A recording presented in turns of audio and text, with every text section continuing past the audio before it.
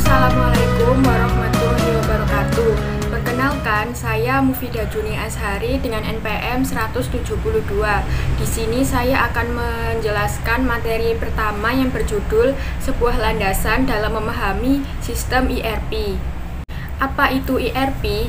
Jadi, sistem ERP adalah perangkat lunak yang digunakan untuk mengelola data perusahaan. Sistem ERP ini membantu organisasi menangani rantai pasokan, penerimaan, manajemen inventaris, manajemen pesanan, perencanaan produksi, pengiriman, akuntansi, manajemen sumber daya manusia, dan fungsi bisnis lainnya. Selain itu, definisi dari sistem ERP adalah sistem perangkat lunak bisnis terpadu yang memungkinkan perusahaan untuk mengotomatiskan dan mengintegrasikan sebagian besar proses bisnisnya, berbagai data dan praktik umum di seluruh perusahaan, dan menghasilkan serta mengakses informasi dalam lingkungan waktu yang nyata. Materi selanjutnya yaitu evolusi ERP. Jadi, evolusi sistem ERP ini tuh terjadi pada kurun waktu tahun 1960-an hingga akhir tahun 1990-an. Jenis-jenis sistemnya itu terdiri dari yang pertama, titik pemesanan ulang. Dalam waktu tahun 1960-an, tujuannya yaitu untuk menggunakan data historis dan memperkirakan permintaan inventaris di masa mendatang. Ketika suatu sistem ini berada di bawah harga yang telah ditentukan level, inventaris tambahan itu dipesan. Sistemnya dirancang untuk mengelola produksi volume tinggi dari beberapa produk dengan permintaan konstan dan fokus berdasarkan biaya. Sistem yang kedua yaitu perencanaan bahan persyaratan yang terjadi pada tahun 1970-an. Tujuannya yaitu untuk menawarkan berdasarkan permintaan pendekatan untuk perencanaan pembuatan produk dan pemesanan inventaris. Sistemnya fokus pada pemasaran, penekanan pada yang lebih besar, integrasi produksi dan perencanaan. Sistem yang ketiga yaitu manufaktur perencanaan sumber daya atau MRP yang kedua, terjadi pada tahun 1980-an. Tujuannya itu untuk perencanaan kapasitas tambahan dan dapat menjadwalkan dan memantau pelaksanaan rencana produksi.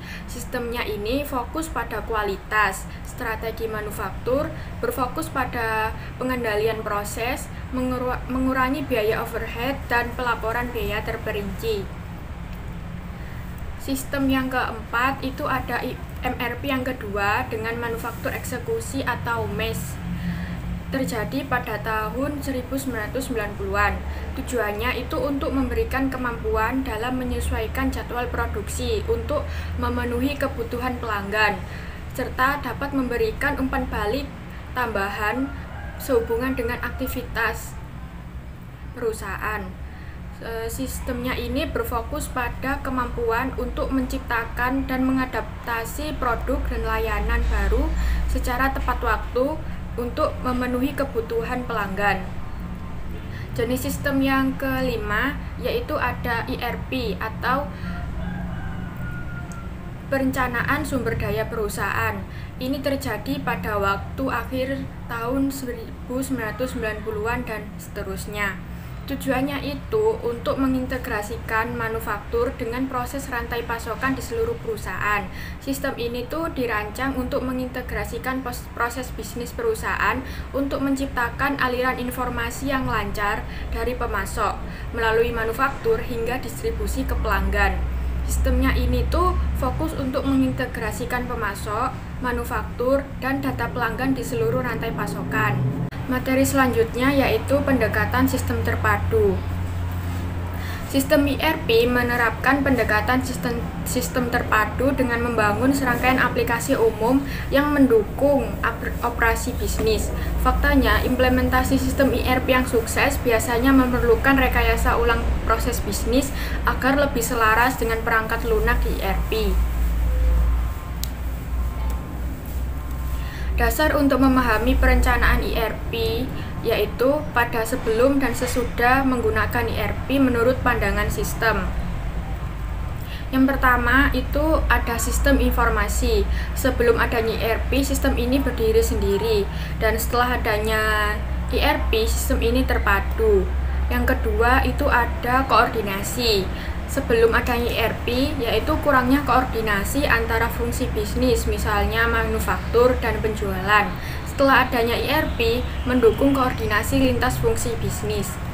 Yang ketiga ada basis data. Sebelum adanya ERP, data tidak terintegrasi. Data memiliki arti yang berbeda, misalnya pelanggan. Definisi data ini tidak konsisten. Setelah adanya ERP, data ini terintegrasi. Data memiliki arti yang sama di berbagai fungsi. Selanjutnya ada pemeliharaan. Pemeliharaan ini sebelum adanya ERP, sistem dikelola secara sepotong-potong. Terjadi inkonsistensi, dan untuk pengelolaan sistemnya itu mahal dalam waktu yang lama. Setelah adanya ERP, pemeliharaan ini seragam dan perubahan mempengaruhi banyak sistem. Selanjutnya ada antarmuka. Sebelum adanya ERP ini tuh antarmuka sulit untuk mengelola sistem, dan setelah adanya ERP ini tuh umum di seluruh sistem atau digunakan di seluruh sistem. Selanjutnya ada informasi. Sebelum adanya ERP, informasi yang berlebihan dan tidak konsisten. Setelah adanya ERP, konsisten waktu nyata informasi, misalnya tentang pelanggan dan vendor. Selanjutnya ada sistem arsitektur. Sebelum adanya ERP, mungkin bukan teknologi terkini. Setelah adanya ERP, mengandalkan model client server. Selanjutnya ada proses. Sebelum adanya ERP ini, proses itu tidak kompatibel. Setelah adanya ERP, proses bisnis yang konsisten yang didasarkan pada model informasi. Selanjutnya ada aplikasi. Sebelum adanya ERP, aplikasi yang berbeda, misalnya banyak sistem pembelian yang berbeda. Setelah adanya ERP, aplikasi tunggal, misalnya sistem pembelian umum. Selanjutnya yaitu manfaat bisnis dari ERP. Dari sudut pandang bisnis secara keseluruhan, sistem ERP ini mencapai sejumlah tujuan penting, termasuk memaksimalkan keluaran informasi, meminimalkan waktu respon terhadap pelanggan dan pemasok, mendorong pengambilan keputusan ke tingkat terendah yang sesuai, dan menyediakan informasi tepat waktu kepada para pengambil keputusan. Sistem ERP ini tuh dirancang untuk memberikan manfaat bisnis dalam penjualan dan distribusi, manufaktur, penghitungan biaya, layanan lapangan, dan akuntansi. Berikut ini manfaat ERP dalam bisnis. Yang pertama, itu ada waktu siklus. Sebelum adanya ERP, hambatannya itu mahal. Dengan adanya ERP, dapat mengurangi waktu dan meminimalkan biaya proses bisnis. Yang kedua, itu ada transaksi pengolahan. Sebelum adanya ERP, beberapa transaksi menggunakan beberapa file data. Dengan adanya ERP, transaksi ini lebih cepat, menggunakan data umum, mengurangi waktu dan biaya pembaruan berkali-kali. Selanjutnya ada finansial pengelolaan. Sebelum adanya ERP ini tuh banyak biaya yang dilebihkan untuk persediaan, biaya piutang yang terlambat dibayar. Dengan adanya ERP, meningkatkan operasional kinerja, misalnya kelebihan persediaan berkurang dan pengurangan piutang. Selanjutnya ada proses bisnis. Sebelum adanya ERP, proses yang terfragmentasi dengan duplikasi upaya. Setelah adanya ERP, rekayasa ulang seputar model bisnis yang sesuai dengan praktik yang terbaik. Selanjutnya ada produktivitas. Sebelum adanya ERP, kurangnya respon terhadap pelanggan dan pemasok. Setelah adanya ERP, peningkatan dalam manajemen keuangan dan layanan pelanggan. Selanjutnya ada rantai pasokan pengelolaan. Sebelum adanya ERP, kurangnya integrasi. Setelah adanya ERP, keterkaitan dengan pemasok dan pelanggan. Selanjutnya ada bisnis elektronik. Sebelum adanya ERP ini, bisnis elektronik antarmuka berbasis web mendukung sistem terisolasi dan komponennya. Setelah adanya ERP, antarmuka berbasis web adalah front-end ke sistem terintegrasi. Selanjutnya ada informasi. Sebelum adanya ERP, kurangnya informasi taktis untuk pemantauan dan pengendalian sumber daya organisasi yang efektif. Setelah adanya ERP, memungkinkan akses lintas fungsi ke data yang sama untuk perencanaan dan pengendalian, menyediakan informasi yang tersedia secara umum. Selanjutnya ada komunikasi. Sebelum adanya ERP, kurangnya komunikasi yang efektif dengan pelanggan dan pemasok. Setelah adanya ERP, komunikasi ini dapat memfasilitasi organisasi dengan pelanggan dan pemasok. Materi selanjutnya yaitu modul ERP. Vendor ERP utama seperti termasuk SAP, Oracle, dan PeopleSoft mendukung area fungsional utama bisnis termasuk pemrosesan pesanan penjualan, pembelian, perencanaan produksi, akuntansi, keuangan, akuntansi manajemen, dan sumber daya manusia. Selanjutnya ada alternatif desain ERP. Dalam mengevaluasi ERP, sebagian besar organisasi mempertimbangkan opsi desain alternatif dan masing-masing opsi ini memiliki harga serta kelebihan dan kekurangannya sendiri.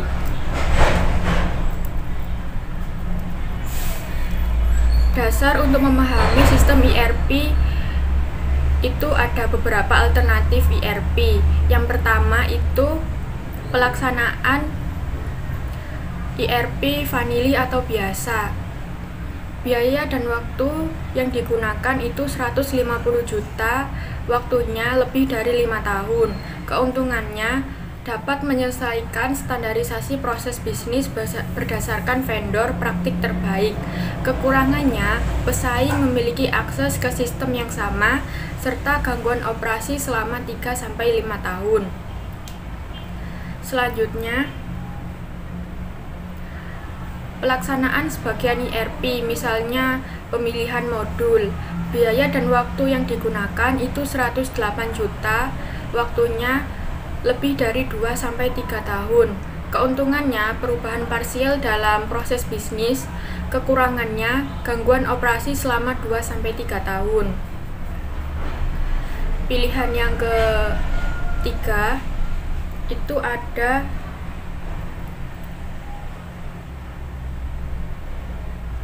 membangun sistem ERP internal. Biaya dan waktu yang digunakan itu 240 juta, waktunya lebih dari 7-10 tahun. Keuntungannya, sistem dirancang untuk ERP unik dari pesaing. Kekurangannya, analisis jangka panjang dan proses desain serta tinggi pengeluaran. Menu alternatif yang terakhir yaitu mempertahankan sistem lama yang ada atau status quo. Biaya dan waktu yang digunakan ini tuh tanpa biaya tapi tidak ada keuntungan. Jadi itu tidak ada proses bisnis yang diubah serta sedikit gangguan pada operasi. Selanjutnya ada kasus bisnis untuk ERP. Salah satu persyaratan utama dalam membenarkan akuisisi sistem ERP melibatkan penilaian manfaat nyata dan manfaat tidak nyata.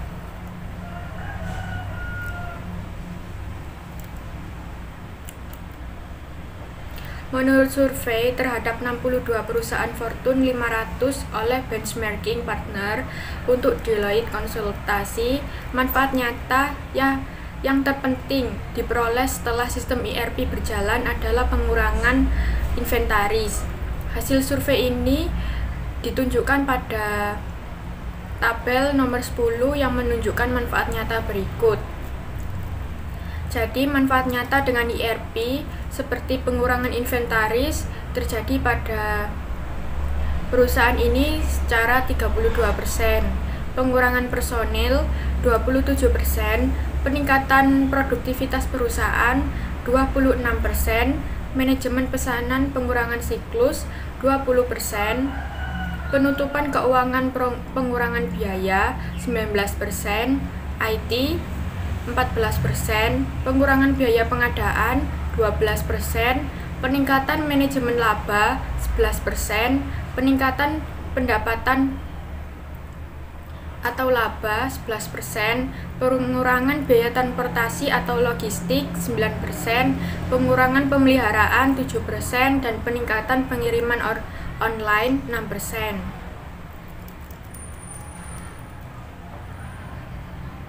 Dalam hal manfaat tidak nyata atau tidak berwujud, ketersediaan informasi merupakan faktor yang besar.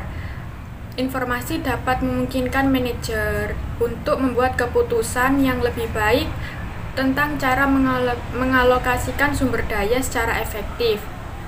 Selain itu, peningkatan respon pelanggan, integrasi proses, dan peningkatan fleksibilitas meskipun tidak berwujud dapat menghasilkan manfaat nyata. Selanjutnya, analisis biaya manfaat untuk ERP.